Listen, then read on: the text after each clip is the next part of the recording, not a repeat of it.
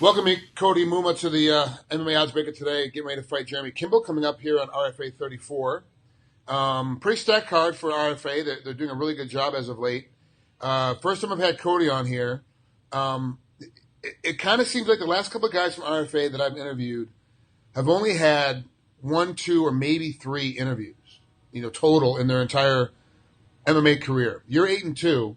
How many interviews can you, if you can even recall, how many interviews have you had at this point, this portion of your career? It's got to be 10 or 12 or something around there. You seem to be one of the more popular guys at RFA, and part of it's from the upper levels, the management, the executives at RFA. The guys that, hey, look, I want you to interview this guy. Hey, I want you to talk to this guy. They tend to really like you for some reason. You and I have never met. We've never spoken before, so I don't know if it's your manager is paying him off, or you're just really a nice guy. Like, I don't know which way it is. So I'm assuming it's because you're a really nice guy. Is it something? Do you go out of your way to make management executives feel better about you, or is that just something? I think it's just something that comes natural. I just try to be honest and sincere in all my when I talk to people and everything. I do, Well, it's tough in our sport now because it's becoming a lot more entertainment oriented. It used to be just, can you win or not win? That's it. That's all anybody really cares about. Now it's, can you win and you have to entertain us. Like, there's a lot of winners out there that don't really entertain, so no one really cares. You entertain either by having battles and wars, like we see with Lawler every time he fights and Conor every time they fight, or that they can hype up the fight through talk and through boasting and through. You're not much of a boaster. You don't go out there and really talk that much trash. It's not that confined. Do you feel like you're a trash talker? Definitely not a trash talker. I don't feel like that's how I gain my confidence in fights or anything, or I don't try to get any edges in a fight that way or anything. I just that's definitely not who I am, and I can't fake it either. So I just gotta try to do the entertainment part of it when I step in the cage and everything. Like, I'm not gonna go out there and try to win a fight in like a boring way or anything, because that's not gonna get me to the next level. But I still got to win the best way I know how and everything too. Like, go with my style and everything. At 8-2, you've got 5 KOs and 3 submissions, no decisions. Obviously, it's entertaining. It never goes the distance in your fights. And even when you lost, you got KO'd, and they were epic fights before you got dropped. I mean, these are you're not just walking out there and falling down. You're definitely in the game all the way to the end for sure, and that is entertaining unto itself. What's it like training now that you're getting pushed up to RFA? It's in Broomfield, so it's right down the street from where you live. You have to go to a big travel, but it is a bigger promotion. It's the biggest promotion that you've been in to date. Is there any added pressure, or do you feel any differently about how you approach these fights? Now there's going to be more eyeballs and more interviews coming your way for these fights? I try not to put too much thought into any of that. When it boils down to it, it's still a fight. I'm stepping in the cage, and I've been training to fight and everything, but I'm stepping in the cage with the guy that's been training. Everything he's been doing in his whole life, it's brought him to this point too. So I'm stepping in the cage with somebody who's been training to fight me and hurt me and do everything, So like, I try to put all my focus on that and everything, and not put a whole lot of focus on anything that has to do with, the television, added eyes and everything else. You know what I mean? I want to do what I do. Back in RFA 20, Sanders versus Mercado, I think you're tied for the second fastest knockout in RFA history in 11 seconds in the first round. Is that correct? Is it the second fastest? I think it's either second fastest or tied for the fastest. Yeah. Okay. All right. Who you tied with? Do you know? I don't know.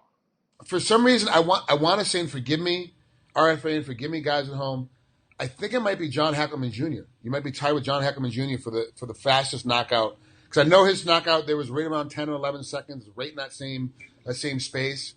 I got to ask, because I don't know much about RFA in the locker room.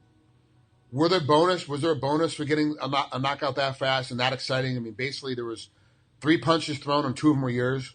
I mean, it was an incredibly fast fight. Literally a blinking fight. If you blinked, you missed it. Did they give any kind of locker room bonus or did anything like that happen afterwards? You got a check in the mail for, hey, thanks for this great knockout? No, there wasn't any knockout bonus or anything. You know what I mean? I think um, I was hoping for it. You know, honestly, you know, I mean, it's part of the business and everything. But there wasn't any knockout bonus. I think that just the added exposure and everything was part of the thing. You know, and everything. That's something you get from RFA that you don't get from other promoters and stuff. You know. You know, it doesn't have to be very much. I mean, everyone wants to follow the UFC model of, hey, it's 50,000 for this and 50,000 for that. Like, it doesn't have to be that much if that's not what's in your pocketbook. But they should, you know, they should have a fight of the night, knock on the night, submission night type of thing. And it doesn't have to be very much at these levels. It could be a couple $100. It could be $500. It doesn't have to be a huge amount of money. But just something to say, hey, look, we appreciate what you just brought because a lot more people can be watching this now. A lot more people will be looking at this fight now because of the way that you knocked this guy out, especially in replay, because everyone's going to be talking about it. But with that being said, that was 3 fights ago. Do you still kind of have that coming back into RFA now going, last time I was here, I had either the tie for the first or the second fastest knockout in the promotion's history? Is there a little added, like, kind of, I got to go out there again and get another knockout? No, you know, I mean, it's water under the bridge, you know. I don't want to worry about anything that's that far in the past or anything, you know. I'd rather work about what's coming up and everything and just focus on this fight. Let's talk about Jeremy Kimball. That's the guy you're going to fight next. Are you a tape watcher? Do you pay attention to what he's doing and how he does stuff? Yeah, I've definitely grown to be more of a tape watcher as of recent. I've gone into fights without watching any tape before, and I've learned that it's very helpful and everything. You got to go into it with the right mindset when you're watching tape and everything. But I'm definitely a tape watcher now. So what do you see when you're looking at Jeremy Kimball? What do you see as far as competition goes and what he's going to bring to the fight? I see that he's definitely he likes to strike. He likes to do some flashy, unorthodox stuff on his feet. He's likes to go for big moves, big strikes, and everything. But I see that there's definitely some holes in some of his grappling, some of his clinch work, some of his ground game and stuff. Who helped you come up with your game plan for this fight? The coaches, or do you do it all on your own?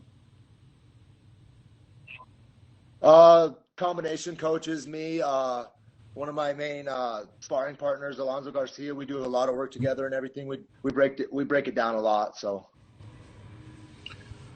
Well, thanks so much for coming on here. I really appreciate it. It's been great to finally talk to you. I've been asking for a little bit to get a hold of you, Cody, and have a little bit of a conversation with you. I'm a fan, actually, watching some of your fights, and I got to be honest, I became a fan of yours when you jumped on RFA the first time, and then was like, oh, wow, this guy's kind of got a little bit of grunt. Let me kind of see how he goes and what happens with him next. This is going to be an interesting fight for me. I really think this fight's going to have a lot of fireworks, going to be a lot of bang going on. But I do think that if you get on top of him, it's going to be a ground and pound TKO victory for you. If you can get on top of him, because I do see the same holes in his ground game that you see, and I think you'll be able to hold him down and put a couple of fists in his face. I agree. All right, Cody. Thanks so much for coming on here, man. We'll talk again soon. All right. Thanks a lot. I appreciate it, man. Take care.